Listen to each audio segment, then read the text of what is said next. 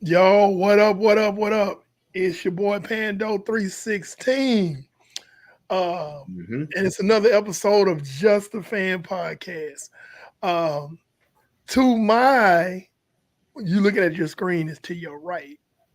To my left, I'm gonna do this right. There it is. You got Steve, Hugh Clefner White in the house.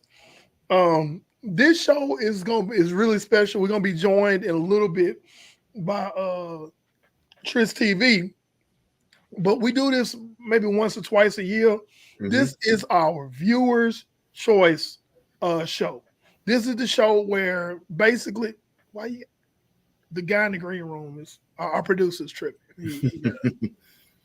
But this is the show basically, y'all, where we kind of sideline our topics for a little while. We talk a little bit about stuff, but mainly it's for you, the viewers, our fans, because Yep. we're just fans and you're just fans, and we love talking about football. And a lot of times we don't get to a lot of folks' comments when we're going through our stuff, but this show is dedicated to just the fans. For the So viewers.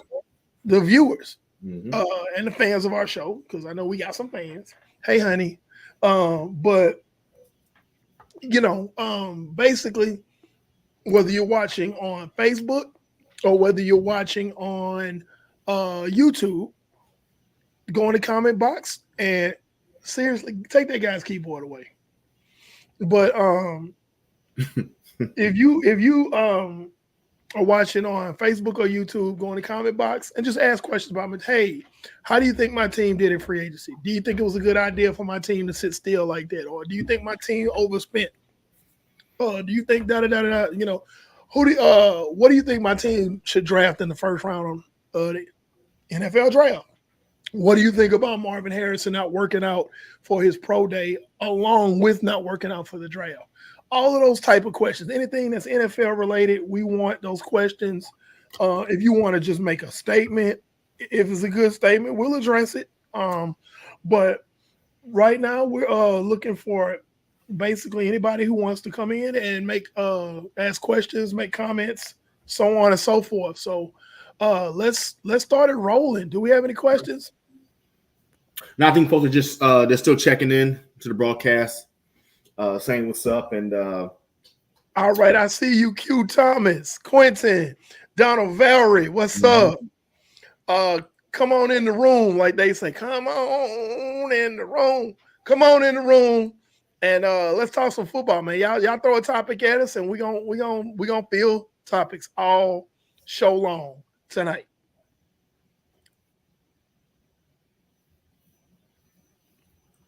Hello, Wrinkle Society of Hope Encouragement for Women. Oh, Sam, Sam Powell. Thoughts on Green Bay dropping Aaron Jones? Oh, that's a good one. That's a good one. Hmm. Steve, you want to get on that one, or you want me to go get on it? You can go ahead and start it. Uh, um, so first thing, y'all know how I feel about certain running backs. I've had the running back position, period, in the NFL. And in this era of the NFL, running backs are expendable. And my personal thoughts as a GM, if I was a GM, it's like I'm not going to overspend on a running back, especially a veteran running back, because nowadays, and y'all know my saying, for those you've watched the show before, uh, running backs come a dime a dozen, and the NFL got $1. I'm gonna say that again. Running backs come a dime a dozen, and the NFL got $1. Yes, Aaron Jones is still a good player. I'm not saying he's sorry. I'm not saying he's trash. But when you can move on from somebody, and a lot of times you're looking at teams that are doing a lot of running back by committee type stuff, and they're going finding guys day 3 in the draft. Day 3, they're finding good running backs. You can find, if your scouting department is good enough, you can find a good running back day 3 in the draft. He's on his rookie salary, so he's not making buku money. Mm-hmm. Yep. And he plays for 4 years for you. And if he just happens to turn into like one of the best players in the league, then when that time comes, you could think about, do we want to renew this guy, or do we want to just wash, rinse, and recycle? So Aaron Jones leaving, will Green Bay take a step back with Aaron Jones gone? I don't think so. I don't believe so. Because I think we're in the Jordan Love era, and I think Jordan Love has proven that he is the future in Green Bay. That formula has been working for them for years. Draft a quarterback, make him sit 3 or 4 years, and then start him, and then wow. So I think Dylan is still there. And I'm pretty sure they're going to get a quarterback in the draft. Excuse me, not quarterback, a running back in the draft. And for sure. And they're gonna go running back by committee, but they have a slew of really good receivers in Green Bay, and they're gonna lean on Jordan Love, and they just need an adequate running game. They don't need superstars. Yeah. So that's my thoughts on that. What do you got, Steve?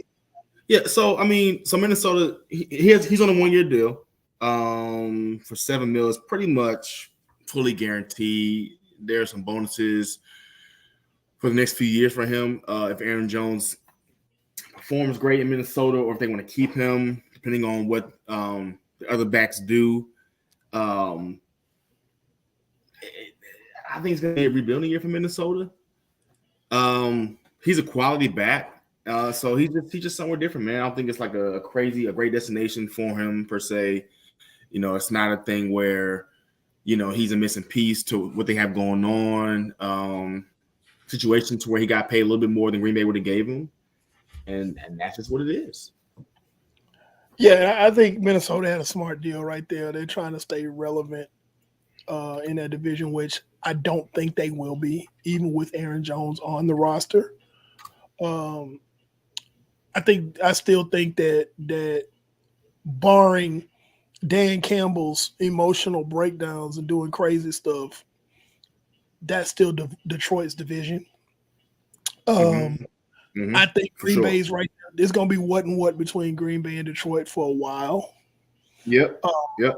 And I think Minnesota's going to be a close second, depending on what the Bears do.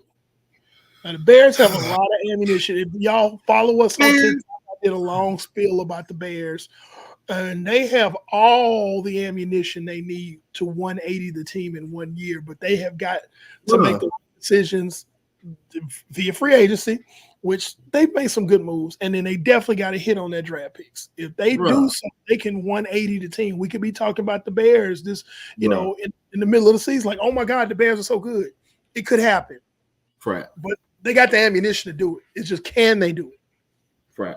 I gotta say this, man. The Bears won the draft last year. Can we point that out first? They won the draft last year. The Bears could Bears again. They brought in some quality veterans for sure. Don't get me wrong, but we know they're going to draft Jane Daniels or Caleb at number 1. I don't know, man. You can draft whoever you want, man. Sign whoever you want, but you got to put it together on the field. Have a quality staff in place, good culture in the locker room, and make good offseason moves, man. Like they've done the offseason part, the signing part last year, drafting, but I think the Bears can just be the Bears again, man. I just have that strong feeling. I would love to be proven wrong, but I have that strong feeling for some reason, personally. They won the draft last year, man. They had a great draft last year, but on the field, it didn't come together, man. It didn't. So do you think it's not personnel? So obviously, based on what you're saying, do you think it's coaching or culture in the locker room? Like, what do you think? I think Eric James, what's up, brother? I knew you was gonna be here. Go ahead, Steve. I think it's their front office as far as the culture within the organization. Yes, I do. I think it's very similar to Washington's culture. Now they have a new coaching staff and all that, which is great for Washington. But there's still some lingering parts from the older regime that are still there making moves and allow and enable a certain culture in that locker room, man. I think the Bears have a similar problem. That's just what I think, man. Okay.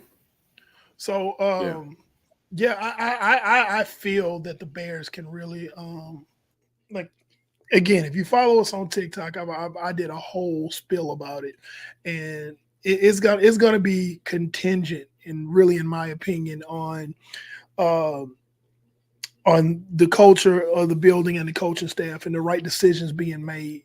First, they got to make the right decisions and bring the right people in, which they've shown they have the ability to do that. So that doesn't look like it's that far-fetched. Unless the coach can get the quarterback he needs for his system, they are 2 seasons from that 180, in my opinion. It is definitely, you are absolutely right, Eric James. It is definitely contingent upon who the quarterback is and will he fit in Chicago. And that's a whole nother discussion. We can take that into another show, because this show is about our fans, and they get to have their say today. Because we can talk about, Caleb Williams is mocked to the Bears right now, but we can go into that later, because there's been some things that's been going on around the draft of Spear that we're like, And I think you guys who really follow football really strong know what we're talking about. But that's another show. Yeah.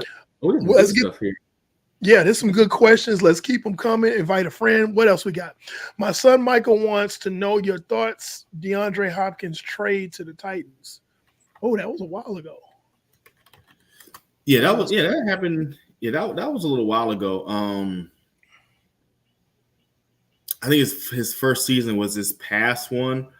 It was a great pickup. I mean, D Hop. I have arguments all the time. I say how much he still has left in this tank.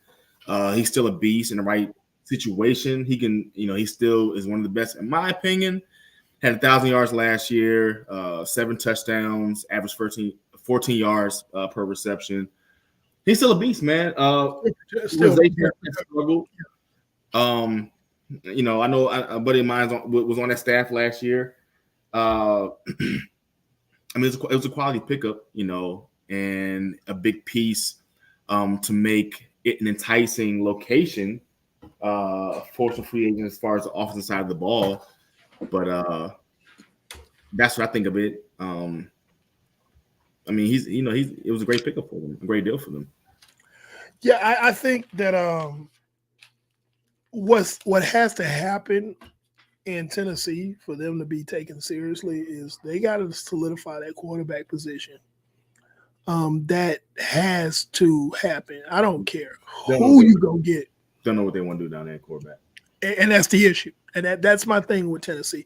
Like, I don't care who you get at receiver. You can get an 85 DeLorean and go back in time to about 1990 when Jerry Rice was in his prime and bring him back to the Tennessee Titans. You can go a little bit further and then go get Michael Irvin. Then you can go a little bit further up in time and go get Randy Moss when they were all in their prime and put them on the Tennessee Titans, and it will not matter. You're right, man. They don't have a quarterback.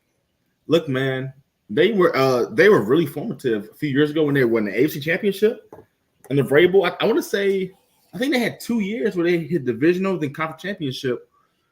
And just they had Tannehill, then they drafted a rookie quarterback last year, the year before that.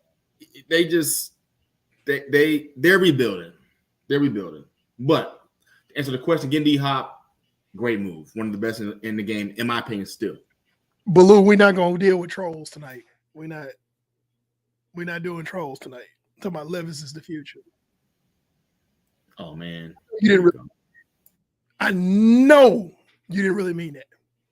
Okay, let's field another question because we got a bunch of them coming. We're gonna try to get to all of them tonight. Brandon, give us another one.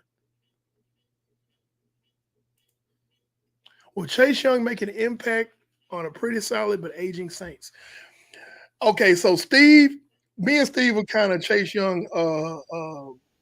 We're kind of Chase Young experts because one, he played for my team last year, and then Steve actually knows about Chase Young from his high school days. Because Chase Young is from Steve came up with. So people want me to start on this one, Steve, or you? Because if you go, I don't need to say nothing else. Now you go first. He played with San Fran last. You go first, man. Okay, because you got more in depth. So I'm gonna just say this: he takes plays off.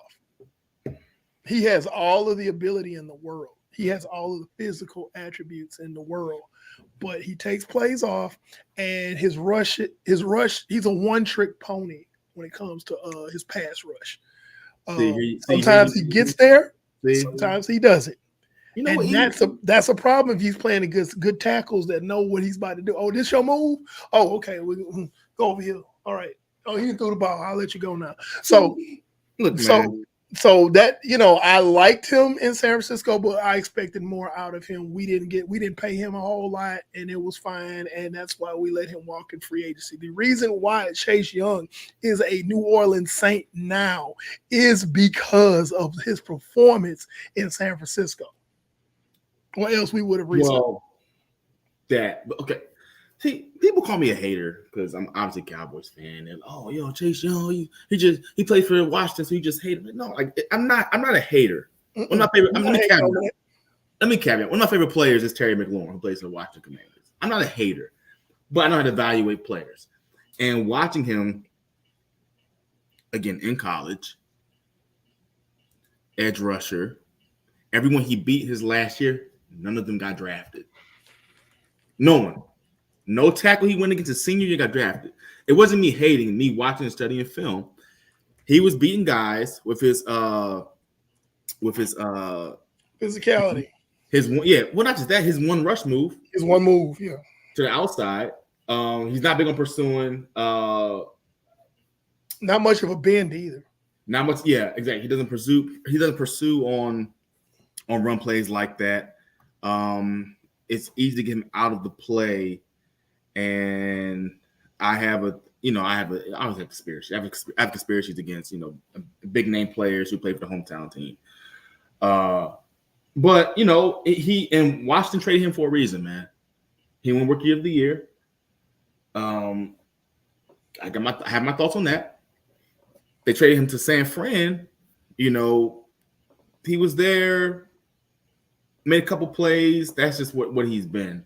In New Orleans, I think under maybe in the right system he has the physical ability. This is just the motor. It's just the heart and the drive. Every play is my questions with him. He can make some plays here and there, but I don't think he's. It's the get up and go for me. That the lack of get up and go, consistent get up and go. Yeah, he'll be irrelevant for 5 drives and then make a tackle on Joe Burrow and injure him, and then people are celebrating. Okay, but he's, he was pretty much invisible the last thing that happened the third quarter, maybe. I'm gonna say this about the Chase Young situation, and I'm gonna leave it alone. We go to the next topic. Something's not right when the Niners. I'm just going to say the Niners, but when a team lets you walk in free agency and replaces you with a guy that's older than you. Yeah. Oh, yeah. Good point. And then he just signed a 1-year deal. Yeah. Because they knew they was like, okay, let's see. Yeah. This was your prove it deal. Usually when veterans get signed to, ladies and gentlemen, when veterans get signed to a 1-year deal, that is a prove it deal. That is a rental. That is, we gonna see what you finna do. And if you act a fool in a good way, then we're gonna go ahead and back up the Brinks truck for you. I see him, and this could be my last point. I see him go down the path of a Clowney. Big name from college. You're gonna be team to team to team, bounce to bounce to bounce to bounce. Yeah. I see that happening too.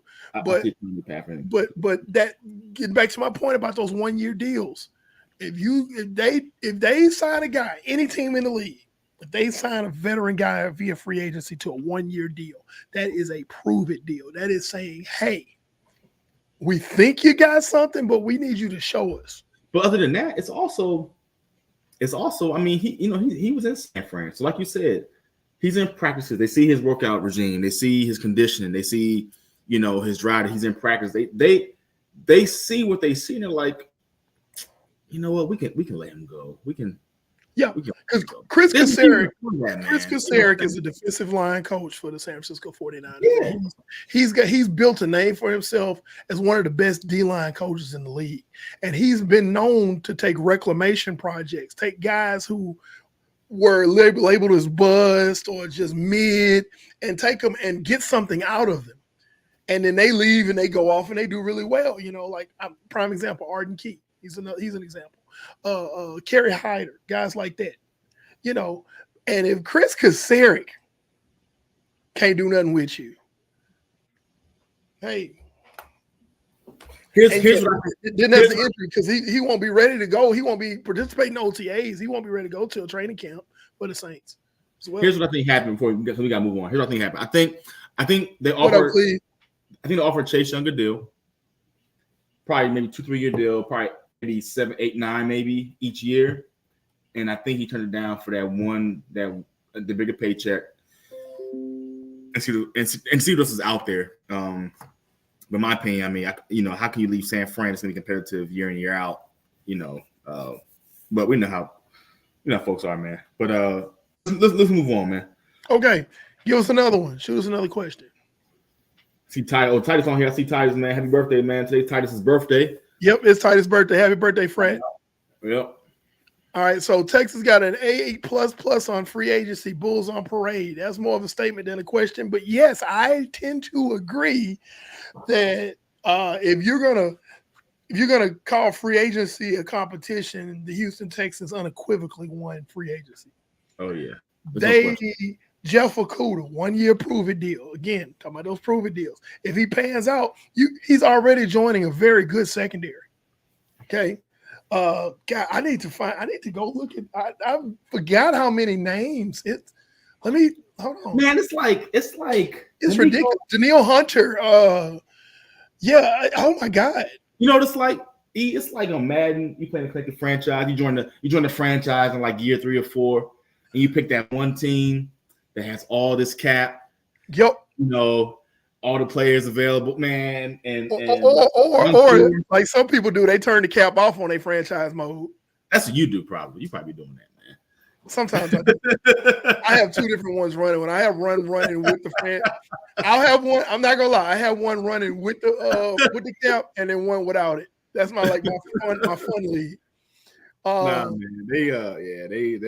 man, they're scary, man. That South is. They went back, so like I'm like some of these under the radar type signings, like you're looking at like Lonnie Johnson, who was with the Saints. He started off with the Texans, went to the Saints, now he's back with the Texans. Re-signing guys like role player guys like Eric Murray, Noah Brown. Those are the under the radar type of things, but those are still like really good signings. Azeez Al-Shaair. Azeez Al-Shaair, middle linebacker from the Titans.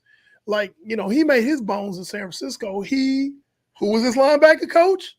D'Amico Ryans. And then okay, the creme de la creme, I think, of the signing for the Texans is probably the trade for Joe Mixon.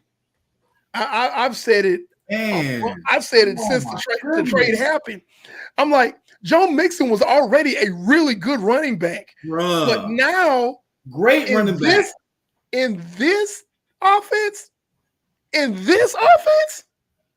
oh my God, man, yes. And I'm like, and then, now you got Danielle Hunter on the other side of Anderson, so now you got bookend pass rush now. Man. The defense was already kind of good in Houston already. It was just getting his legs underneath him, but now, oh my goodness. So if these guys all pan out, like I had somebody, I brought up Jeff Okudah, who again is on that prove it deal. If Jeff Okudah rounds back in the form, again, he joined a secondary that was already pretty good. And his only issue is just staying healthy. That's his only issue because he can play. He's a baller. He's a baller. Yeah. He's a baller. So yeah. Yeah. So but yeah, man, they made some moves. I had somebody that was trying to tell me how it was still Jacksonville's division. I was like, you know what this is? Who said that? It was a guy in some comments. I was commenting on the video. But I said, do you know what this is? This is a cap. I was like, I said, first of all, if Jacksonville was them dudes, they would have won the division anyway. We picked them to win the division, and Houston say, no, we got other plans. See, man, you be entertaining everybody, man. That's nonsense. Well, no. I made a statement on a video, okay? And then somebody came for me. Y'all know my saying. Don't come for me unless I call you, and I ain't got your number. I say that all the time. I never started, but I finish it. I'm just put it like that. Because you can sit up and you can talk about your team. You can talk about your quarterback. Well, Pando 316 says I just proved you wrong. Because I'm going to tell you right now, I don't enter into debates I can't win. Because if I can't win it, that probably means I agree with you. Mm-hmm. I'm not gonna be contrary. It's like, yeah, you're right. I'm gonna just tell you you're right. But I'm gonna tell you you're wrong, and I'm gonna say, here's why, and here's why you're wrong. You got anything else to say? Thought so. So I got you. Basically, yeah, somebody was like, trying to talk about Jacksonville, and I'm like, bro, are you watching? Houston already whooped y'all already. They already won a division with what they had. Yeah. What they had, and they've added to what they've had. Okay? If we boxing and I already won a decision, and then you ask for a rematch, and I didn't put on 20 pounds of muscle, I didn't got faster, my hands that got faster, I'm really finna whoop your ass. You know what I'm saying? It's like, that short of catastrophic injuries just piling up in Houston, they're gonna win this division. And that's a preview. You heard it here first, because we're gonna do our divisional rounds, our divisional shows later, where we pick our division winners. That's 8 weeks before the season start. We start on that. I'm gonna just go ahead and call it, barring some catastrophic injuries where people just getting laid out left and right, and they got a long injury list. If these guys stay healthy in Houston, y'all don't understand. DeMeco Ryans is a hell of a coach. Man. This ain't the Bill O'Brien years, man. This is not your same old Texans. So, yeah, you can't convince me that Jacksonville's gonna be better. You can't even. Tennessee don't even know who their quarterback's gonna be, and then Indy knows who their quarterback is gonna be, but is he gonna be that dude like C.J. Stroud? Man, nobody thinking that. Rookie of the year, C.J. Stroud. We have some good. We have some good comments here, man. Let's keep them rolling. Just tuning in. I have a question. I'm a diehard Raider fan. Of course, we suck. So my question is about Fields and Wilson. How does a team determine who will get that number one spot as a quarterback? They've already made a decision, sis. Shout out to Tyra Boys. That's my sis from Beaumont, Texas. She's actually from Oakland, but she lives in Beaumont, my hometown. But basically, they've already decided that Russell Wilson will be the starter. Justin Fields is going to come in, and he's going to be the backup in Pittsburgh. Mm-hmm. The good thing about that is that my opinion of Justin Fields is that he just wasn't ready for prime time. I agree. I think he has a certain skill set and he can develop into something, but Chicago has made the bad decision of drafting him and just throwing him out there. Man, threw him out there, and he was not ready. And I think this move is actually good for him. I think Russell Wilson's on a 1-year deal, I believe, in Pittsburgh. So he's on a prove-it deal. Yep.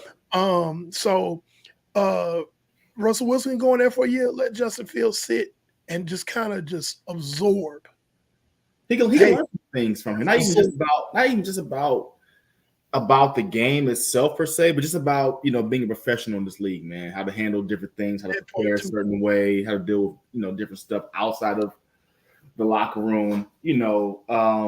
Yes, Tomlin, is a hell of a coach, man. Being around him, I think it'll be really, really good for him. And he just doesn't coach X's and O's. Tomlin is a good culture. Yeah, man. He's a good culture creator. And the thing is loading that quarterback room. Nah, here's the thing. The Steelers the Steelers organization does not fire coaches. They don't. No. Okay? They get to walk away. When the Steelers say if we for you, we for you. It ain't no last hurrah unless he decides he wants to walk away. Yeah. That's it. Because they've had 3 coaches in the last 40, 50 years? Yeah. Yeah. So, that's how the Steelers organization, that's how they ride. And if they say, we hire you, you are head coach, we riding with you. We're going to ride with you. I think he's loading the quarterback room up because he's like, and I would actually call it loading it up. I think it's just making smart decisions based on the mistakes that was made in the past because Kenny Pickett wasn't it. This is what I have to say about that. Like, so it's difficult to win in this league, man. And like the Steelers are year in and year out competitive. They just are. Now, whether they win the division, okay, a playoff game, okay, but he's nonstop had a winning record, and it's competitive year in and year out. And it's just it's they end the fight. They end the fight every time. Yeah, to ending that. You know what I'm saying? Yeah.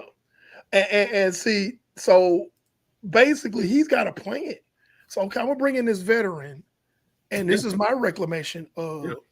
Kenny Pickett is a crybaby. We're gonna get to that later in a minute. But he basically he's like, okay, Kenny Pickett is an issue. He's not what's up. And I'm gonna bring in Russell Wilson. I think I can make him a reclamation project. I think I can do more with him. And now on the flip side of this, Russell Wilson, it's your last hurrah. If Sean Payton and Mike Tomlin can't do nothing with you, hey man, it's time to go ahead and pack it in, be the house husband, and wash dishes for Sierra. So so this is his last hurrah. That's whose last hurrah it really is Russell Wilson's. Yep. If Russell Wilson plays well, they're probably going to extend him after this year. If he doesn't, Justin Fields will have sat for a year. He's probably going to be more ready to play the following year. So that's called having a plan. That's having contingencies. Yeah. That's what Mike Tomlin's doing. He's putting together a contingency plan. He's like, okay, all right, I got this guy, and I'm going to bring in this young guy. And if the old guy works, cool. The young guy can sit a little bit longer, but I'm going to extend the old guy because we can do something with that. But if the old guy doesn't work, I got the young guy. He should be ready to go by then. That makes perfect sense. So I think it's a good plan, especially because you're not asking Justin Fields to play. We're going to see Justin Fields in preseason. He's going to get a lot of reps in preseason. Mm-hmm. And if they manage to engineer some blowouts, we'll see him late in the game. But other than Russell Wilson getting hurt or completely crap in the bed, we won't see Justin Fields at all this year, except for standing on the sideline. Thank you for the question, Tyra. We appreciate you. Let's see here. Titus. I'm just going to the comments. Our producer pulls up some. Let's keep them rolling, man. They got some good ones. I'm looking in the box right now. There's some good questions here. This Washington also has potential. Titus said Washington also has potential. They do, man. Their defense is going to be good. As a fan of a team, hold on. I'm going to get to that one. Go ahead and finish your thought, Steve. As a fan of a team rivaling Washington, I can say, man, their defense is going to be good this year just because Dan Quinn is there. Them not going after Russell. I saw Russell the perfect fit there with the unproven OC and Kingsbury, a stout defense. Dan Quinn, who had the defense when Russell was in Seattle. I thought it could have been the perfect situation. They have potential. I'm curious to see what they do at QB and how whoever they bring in develops there, man. I think they really should have used some of that money, and they still have money left to get a veteran QB that can start right away. my theory on DC's taking over teams as head coaches, aside from D'Amico. But go ahead. What was the question again? Yeah, I'm gonna get that one. Go ahead. Okay, go ahead. Go. Not that one. Not yet. I'm gonna get to that one too. Go to the question about Harbaugh and the Chargers. Oh yeah, Put that one back up. From Joseph Johnson. Yeah. Why is Harbaugh rebuilding the Chargers? It's simple. It's very simple. One, when Harbaugh was last in the NFL, he was the coach of the San Francisco 49ers. A lot of people don't know about what I'm about to talk about. Basically, he had a GM with him in San Francisco, a douchebag named Trent Baalke. Okay. As most of you know, Jim Harbaugh never had a losing record in the NFL with the San Francisco 49ers. His worst record was 8-8.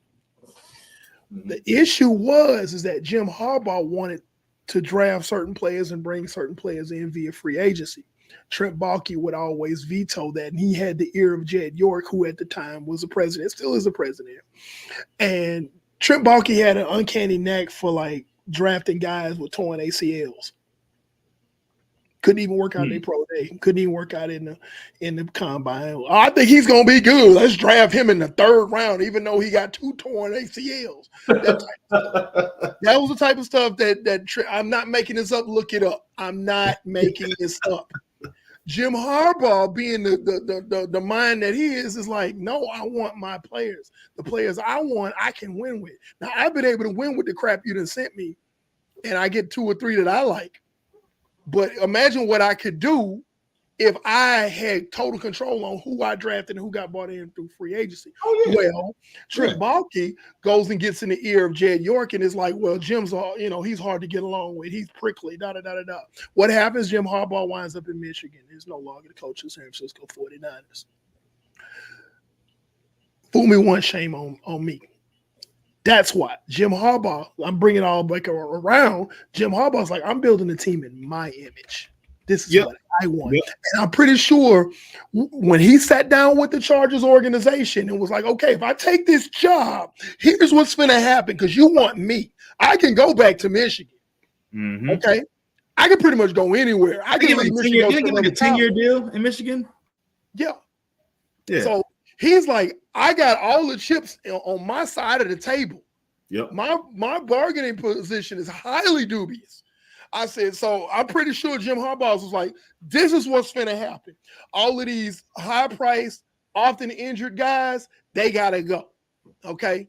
Because that's going to cost us money down the line. Now, I'm going to tell you what, we're probably not going to be this good this year. I need time to get Justin Herbert together. We're going to draft some guys, and we'll have $30-something million after we get through dumping a lot of these guys in cap space. And that rolls over in the next year, and then we can play the free agent market. But I want to draft my guys. Now, if I draft my guys and they pan out the first year and we wind up being competitive, great. If we don't, just wait.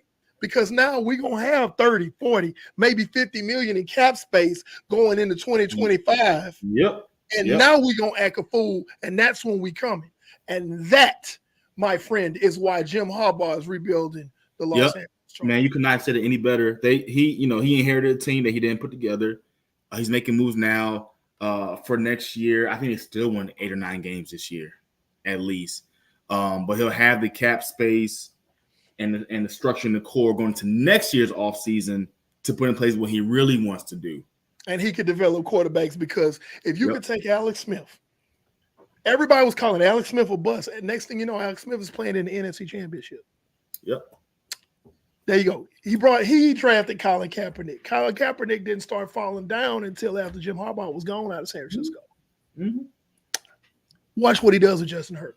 Chargers, they're gonna be. Justin Herbert is more talented than both of them. Man. Yep. They're gonna be. So just wait. They're gonna be if good. You're a Chargers fan, just wait. Give him a year.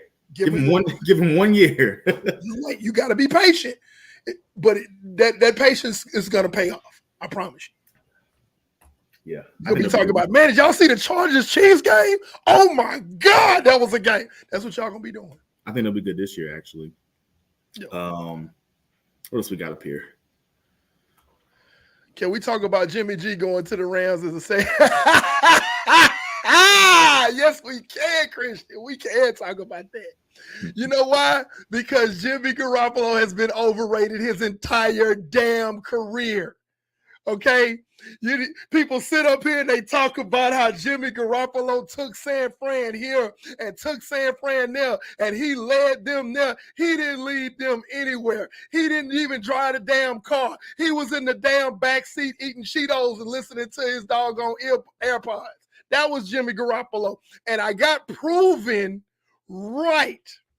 I got proven right by this. Because what happened when he left San Francisco? He went to the doggone Las Vegas Raiders and stunk up the joint. At one point, he was leading the league in interceptions and got benched. And now he's relegated to being a journeyman quarterback and being a second string again. And you know what? Us in San Francisco, we love it. You know why? Because if there is a chance that Jimmy Garoppolo starts against us, we love it. Because when Jimmy Garoppolo was in San Francisco at practice, they would pick him off every practice. As a matter of fact, one practice, they picked him off 6 times in a 30-minute break. So to answer your question, Christian, we are laughing, like the Anchorman says. All right, what else we got here? Should the Texans make a play for a proven wide out or focus on That's a good one. I think that's Joe, man. Joe gonna come with that heat. Oh yeah. Oh, Joe from the group. Yeah. Okay. Yeah, Joe gonna come with that heat. So in my opinion, this is a receiver-rich draft. You already have some. Let's put it like this: you won a division with the receivers you had, and then you lost some to injury and still won the division with the receivers you had. Mm-hmm. So now receiver is a luxury pick. Oh, hell yeah. So and this is a great receiver. This is a great receiver. And this is a deep class. This is a deep receiver class. Yeah. So now you got a receiver that you can draft, and you don't have to ask him to be the alpha dog. Yep. You don't have to. Because now you can spread the ball around, especially in this offense that they're running. Now, and you have Joe Mixon in the backfield. Mm-hmm. Dalton Schultz just got re-signed. You got a reliable tight end. Mm-hmm. So a really, really good quarterback. They can draft a receiver. They don't have to take a receiver in the Nope. So somewhere probably day 2. That's probably where they should take us. Day 2. They could. Second round, third round, somewhere up in there. And they still gonna have a quality receiver. But yes, add to the receiving core, but it's a luxury pick. It's not a necessity. That was a good question, Joe. Let's bring on to the next one. Does Jalen Hurts get better under Go ahead, Steve. I don't. You know what? I think he does. I do think that Kellen Moore's offense will eventually get a little bit predictable. But Jalen Hurts has gotten better every year. He took a step back this past season. I think Jalen Hurts. I think he has a good offensive year. I think they get creative. Philly has other issues to address besides quarterback and offensive play calling. Not having any money that's a different conversation for a different day. We'll address probably later on this offseason. But I think he does get better, man. He's a good player. He's a professional. He's a leader of that offense. They brought in Saquon, which is going to help Jalen Hurts look better. They lost Kelsey, which is tough as center. So I think he gets better. But I don't know how much better Philly gets with Washington to what I believe is going to be better. I think Dallas rebuilds this year, personally. But, that's just my take. Steve is being political. I'm being honest. Hey, bring the next question up, Brandon. Bring the next question up. Brandon just doesn't like Jalen Hurts. Do you think Hendricks is going to be a good replacement for Van Der Esch? Absolutely. Van Der Esch was, Van Der Esch, he was not that dude to begin with. Let's go ahead and put that out there. He was a 2-down linebacker at best. First, second down rundowns. Yeah. He was liability in coverage. Eric Kendricks is a better linebacker than Van Der Esch, hands down. I mean, he's he'll be no different in my opinion than when we had Anthony Barr. You know, he's a role player and running back to make plays. He's not him, Vander Esch, or Anthony Barr more special. They solid playmakers. Vander Esch, the least of the three. It's some veteran depth there, which is cool. He played under who just bring it from it's like Zimmer. One of Zimmer's guys. I mean, he's a player, and I think that's just what it is. We need some depth. We had signed somebody, so you know, he'll do all right.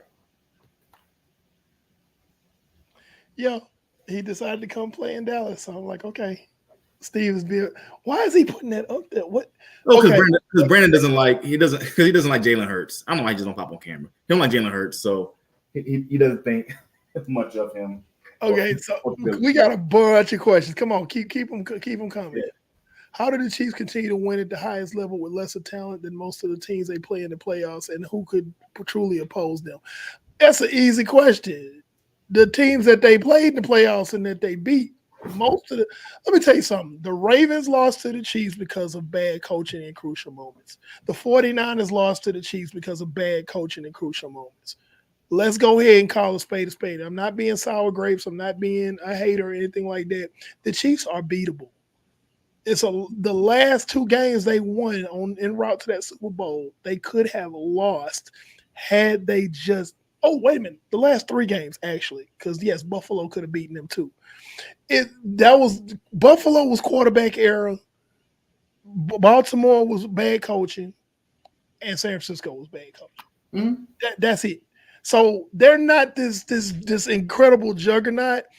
They're an outstanding team, but they're a well-coached team.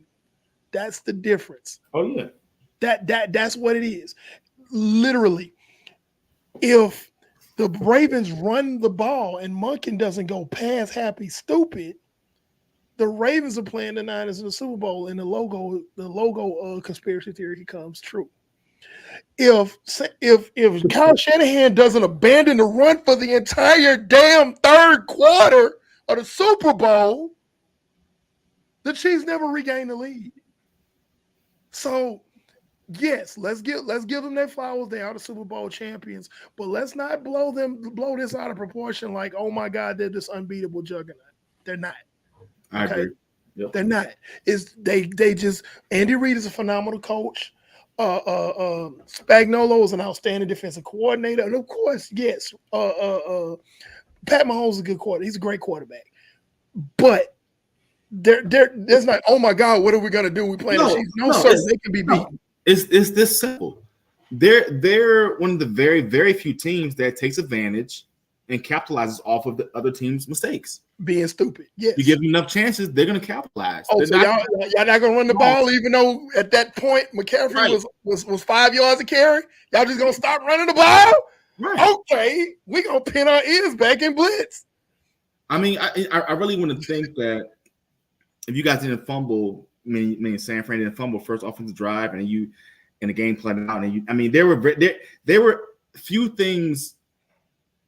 And there were a few things in the game to where if it didn't happen as far as to San Fran's dismay, y'all would have won that game. So they're beatable. Yeah, Kyle Shanahan was the dismay. That's what the hell.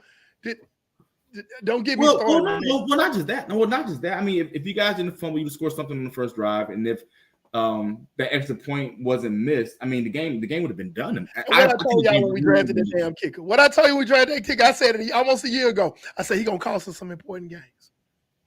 Didn't I say that back during our draft after the post-draft show? Did I say that? Titus just mentioned Cincy. Y'all won that game, but y'all still got the bye, so it's all good.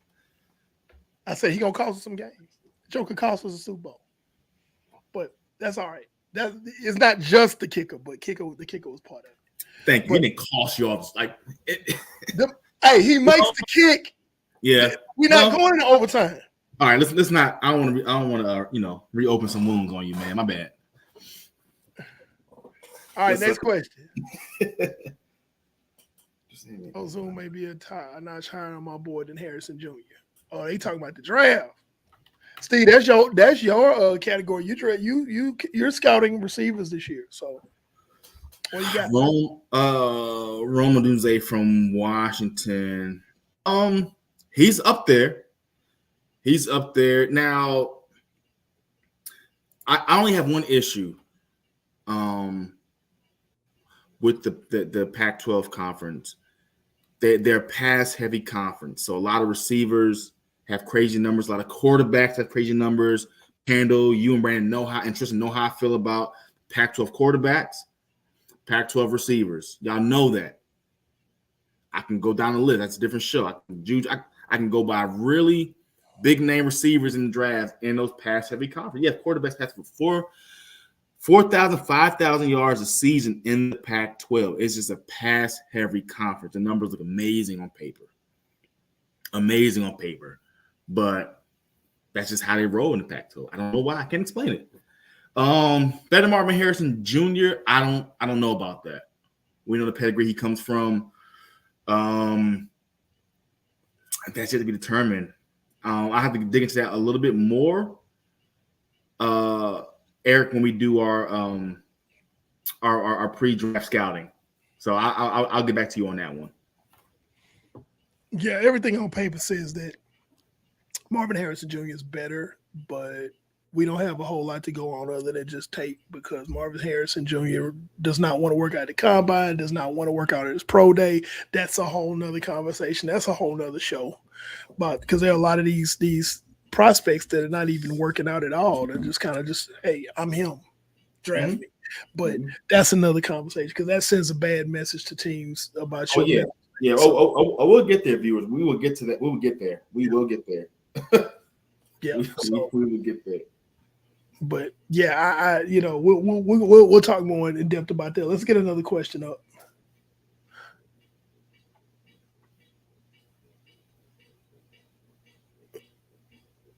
Is Buffalo Bill? Yeah, it's barely cracked. I'll be honest with you. Has it really opened though? Yeah. I mean, it's fair. The opportunity to be there, but it wasn't like the opportunity to be there is your window. True. That's what your window is your opportunity to realistically be there. Well, they ain't been there. No, not being there. No, not being there. The opportunity where you're one of the last 4 teams or the last 8 teams playing when in the playoffs. I think that's a Super Bowl window. I think it's close. Yeah, I think you got a little bit of. You ever watched Harlem Nights where they shut the dude in the vault? Yeah, because if you're gonna die. That's how much. That's how much they got left. And I think it's all coaching. I think their offensive game plan is a problem, relying on Allen's physicality, having the offense run through him and his legs and all that. I think that's their problem. I think that's why players are disgruntled, why players are leaving. They've shown year in and year out. Y'all know that's like my favorite AFC squad. And it's just like they just can't get it done in a big game. They've shown it every single year, every single postseason. They've been healthy. They've been completely healthy in the postseason. And they just don't know what to do in those games, man. I'm just saying. every year. They were in a 3rd and 7. I'll never forget this against the Chiefs in the playoffs. I think it was the divisional round. And Diggs is running a dig. He's running like a 5-yard dig across the field. And Josh Allen decides to chunk it toward the end zone where the safety's back there and there's like the guy's covered. But Diggs is running free 5 yards, 2 yards from the line to gain, and there's nobody on the other side of that line to gain. You make that dump off, Diggs is going to get that first down. But that's how the game. If you recall, that's how the game ended because it was 3rd and 7. He chunks it downfield. They go for it on 4th. He chunks it downfield again instead of just picking up the 7 yards. It's like that was bad quarterback play, and he had guys open on the intermediate to short routes. I'm like, yeah, man. What are you doing, man? What are you doing? They have not been able to get it right, man. In Buffalo, they've had all the opportunities. I have no reason to believe that they've learned anything from the past 4, 5, 6 years of being competitive in the AFC. I don't see anything changing this year, man. To be honest, I think the AFC is getting stronger this year. Yeah, I don't see it. All right, let's bring up another one. Keenan has a good comment. Okay. What's y'all take on the Cincy offense? Will they take a step back? Well, they just signed Trent Brown to play right tackle, which is something they had an issue with before. So offensive line is going to be better, but that trade for Joe Mixon leaving Cincy is going to put question marks on their running game. You still have Jamar Chase, who's phenomenal, and oh god, they put the franchise tag on. Name just slips on my mind. He's on my fantasy team. Oh god. Oh, you talking about Higgins? T Higgins. Thank you. T Higgins is still there for now on the franchise tag. I think the passing game is going to be fine, but it's gonna be an issue unless they can reproduce or duplicate, whether through several players or one player, Joe Mixon's production in that offense. So right now, the answer is yes, they take a step back, but the offseason isn't over yet. Yeah, and they lost Eli Apple too, a couple years ago. So that's oh my god, what a loss! That's a big problem. No, it also depends on how Joe Burrow responds, bouncing back from that injury too. Yeah. So taking a step back, it's like they were already kind of back last year. Yeah, it depends on that. A lot has to go right for Cincy to be competitive in that division this year, in my opinion. The North is still where it's at. Don't play with me. You better quit playing with me. Don't play with me. Don't play with me. That was a good one. But no, yeah, that division itself is crazy. I mean, you had the Ravens who won the division, and Cincy, I think they're still going to be very good. Cleveland is coming because they made some really nice moves this offseason that nobody really paid attention to. Mm-hmm. And then the Steelers actually have a quarterback with some level of competency now. So they don't have a Kenny Pickett. So that division is going to be extremely interesting. We're going to cover our divisions later on this offseason. We're going to go division by division. Also, while we have people watching, if you'd like to be a guest on our show during our divisional weeks, make sure you inbox us on our Facebook page. Because basically we go division by division each show. And if you're a fan of one of the teams within the division that we're covering that particular show, we may let you do a guest spot. And if we can get fans from different teams in that same division, we will love that even more. It made me think about that because we had an outstanding exchange between a Ravens fan and a Steelers fan last offseason. It was a fantastic show. We didn't hardly have to do anything. We just asked questions and just puppets dance. So it was a really good show. So that's just a reminder. If you'd like to be a guest on our show, hit us up on the inbox and on our Facebook page. Okay. But yeah, bring another question up. Keep them rolling. I'm loving this. Where does Odell go? Hopefully to his house. Okay. Odell, I believe that I don't want to say he's done, but I think someone might pay him a couple mil to be a role player. I think he'll join the team late in the off season, probably after training camp. Someone gets injured, they'll bring him in. I was gonna say that. Yeah, I think he's going to be a late addition to some team. Some team that might have an injury or something that's going on, and they need to fill their receiver core. They may bring in Odell, but Odell just going to have to stay loose and we keep working out because I don't think anybody's like knocking each other down for Odell Beckham, especially with this receiving class. Especially with this receiving class that we have in the draft this year. That makes it tougher for veteran receivers to get gigs because this receiver class is so loaded. And I think it's in part by, I mean, his age and his reputation, you know, and it's like, do you want to bring that There you go. to a locker room, you know, and he's not that special, you know, like Not anymore. he's not Not anymore. Yeah. So that he's he hasn't been for years. I mean, let's be honest, man. I mean, yeah, you know, Titus, you're right. I think it's gonna take some injuries to happen for somebody's team, and they get desperate. And they're like, man, somebody call Odell. We need somebody. Like, we need somebody. Yeah. Hey, Odell, what you doing? Yeah, no, I know. I used to watch that show too. Hey man, what you still loose? Hey, why don't you come on out to whatever insert team here? Yep. You know, so that's what's going. That's what I think. Some young guys, some stuff. You know, give them some confidence. You know, bring a little swag to that particular locker room if that locker room needs it, and that'll be that. You know what I'm saying? Yeah. So there's so many factors that are keeping Odell off of a team right now. It's like I said, his age, the drama he brings with himself, and then this really fat wide receiver class in the draft. Yeah. So those three things are going against him. So do we think he'll get a job? I think me and Steve on the same page. I think he'll get a job late, but nobody's like knocking his door down. Yeah. That's a good one. Bring it. Let's get another one.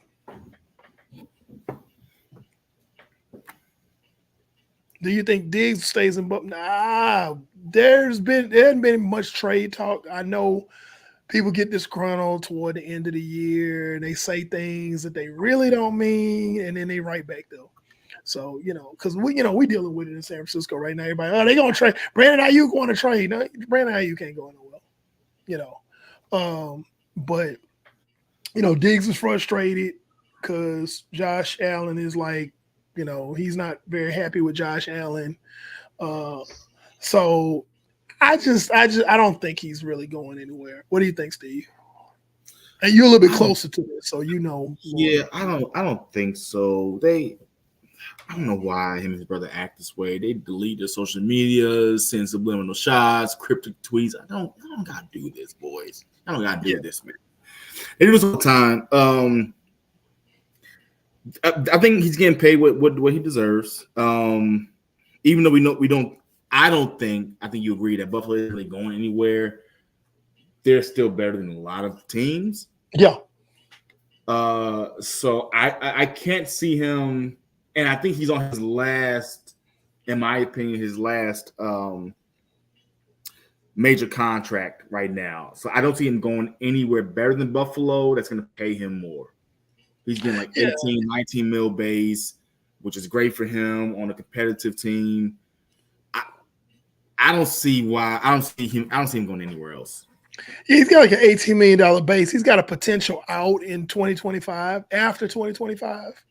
Yeah. So, right. You know, but you know, I can see him maybe they sever ties. His antics keep going on after this year coming. But I mean, 18 million, 19 million, like, dude, you're not finna make that and go to a contender. Like, you're just not. You know, just go ahead. If you make more money, you're probably gonna be somewhere where the quarterback isn't as good as the one you have. If you go to a quarterback where a quarterback's better than Josh Allen, you're probably not gonna make that much money. You know what I'm saying? And or other pieces won't be in place there. That's you know, so it's better for him. Trayvon and Stephon Diggs are both drama queens. They can be drama queens at times. It's like, dude, just. And to be honest, with Gabe Davis gone now, he'll get a few more targets. What if Diggs get traded to New Orleans? Oh, he gonna be cussing Derek Carr out every game.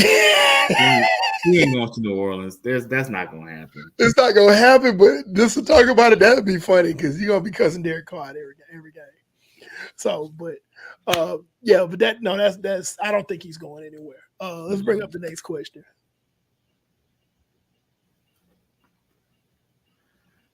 I see a good one. Tristan Johnson has a good one. Well, I don't know if it's a good one. I could just mention it. Joseph Johnson said, "Will Chargers give Cap a practice offer? Kaepernick? Come on, man. Come on, bro. Come on, No, come on. no. Cap ain't played in 10 years, bro.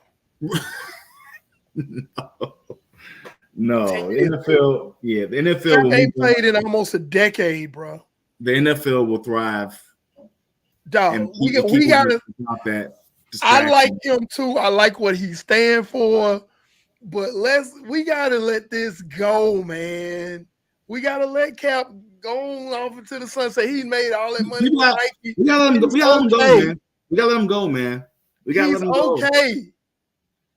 I promise you, he okay. When he signed that deal with Nike, he was okay. They had a whole Netflix show about him. He made money off of that. He is okay.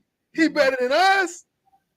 I'm just putting it like that. We got to let this Kaepernick stuff go, man. Like I said, I love me some Colin Kaepernick back during the Harbaugh era. And then, for what he stood for. So, like, hey, man. But, hey, no. Let's stop. Come on, y'all. Let's stop. Is Donovan McNabb coming back? Okay, there you go. Peterson? There you go. There you answer. We got to stop that. We got to stop that. Next question, please.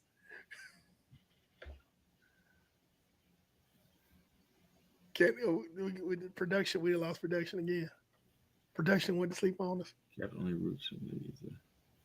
Yeah, I don't even think UFLCFL gonna give Cap that. He's 10 years, man. Nah, Cap's done. So let's talk about. So Ty says,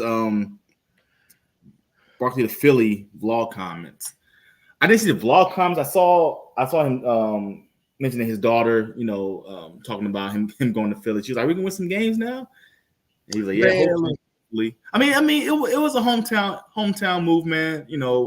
Giants fans and team alum were mad. I mean, I didn't want to bring Saquon back last year. Why are you mad at him? Here's the thing, though. Why are you mad at him for going somewhere that wants to pay him what y'all don't want to pay him? That's where I'm going. Thank you. Here's the thing. First of all, y'all sorry. Okay? Yes, I'm talking to you, Giants fans. Y'all sorry. Y'all probably going to be the worst team in the league this year. Carolina's probably going to be better than you. Okay? That's the first thing. Okay? Daniel Jones is a walking disaster. Okay? A quarterback. Saquon Barkley was the best player that y'all had on your team. Y'all put the whole team on his back, expected him to carry y'all across the goal line and get somewhere. Stop it. He's going to Philly. Philly's not great, but it's better. Okay? Played his college ball in Pennsylvania. It's a better place to be. They actually paying him. He got a better chance of winning. He don't have to put the damn team on his back. Man, that's that New York City stuff, man. I'm just like, man, y'all don't shut up, sit down somewhere, and then Tiki Barber up here talking about, man, you dead to me. Da-da-da. Man, do you know what I would do with my first paycheck from Philly if I was Saquon? I would get one of them planes that had a ribbon behind it to fly over Tiki Barber's house and say, F you, Tiki, I'm getting money. Man, that's what I would do. And make sure he home when it fly over his house. It's also a hometown move. He grew up in Pennsylvania, man. They wanted to pay him, man. And in New York City the sports market, man, they're what's hot now, we're gonna pay for. I think that's New York business, in my opinion. Stock market, whatever. It's finance. Like, you got big sale, boom, you get premium commission on, in different arenas, man. It's like, the Giants had that one year where they squeaked into the playoffs, and they were like, we got to pay Daniel Jones right now. We got to give him orders. Like, no, you don't. No, you don't have to do that. They did it. They're gonna regret it, man, for the foreseeable future. That's just what it is. Dog, they finna be a car wreck for a while. Because you still paying Daniel Jones. He got a good deal for a running back market. Saquon got a really good deal, man. And you got to take that. If you're running back in this league, you got to take that. With a team who, going to week 10, was the best team in the NFC, record-wise.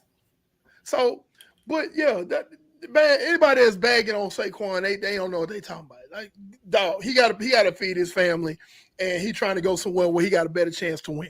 Yeah, so, We have run out of time. We appreciate all of you for your questions. We apologize that we did not get to everybody's question, but check this out. We might do this again next week because this was so fun. Oh man, it was so nice. We might have to do it twice. We might have to, man. Because your questions were phenomenal. Your comments were phenomenal. We thank you so much for interacting with us. It made the show really just roll. It was fantastic. We loved it. So be on the lookout. We're going to put a promo up to let you know if we're going to do this again. It may be next week. It may be a few weeks down the line. We don't know. But there's a high probability that we'll do a viewer choice too. We got some time. We have to. Yeah. So there's going to be another one more than likely because this was fantastic. Make sure you tell a friend. Those of you who tuned in tonight, make sure you have them come on and interact with us. And even when we don't do viewers choice, come on the show, watch the show, interact with us because we'll still take comments. It was a great show. Thank you so much. Thank you, Eric James. Thank all of our regulars. Shout out Titus Ross, Eric James, Joe Pope, Donald Valerie, Quentin Thomas. These guys are always Keenan Scholes, always watching our show. Yep. We appreciate y'all. Bring some more people with you. We're trying to grow this platform. Make sure you have them like and subscribe. Definitely our YouTube page, but all our other platforms. Because we're just fans and you're just fans, and we love talking about NFL football, y'all. Thank y'all so much, and good night. Peace, guys.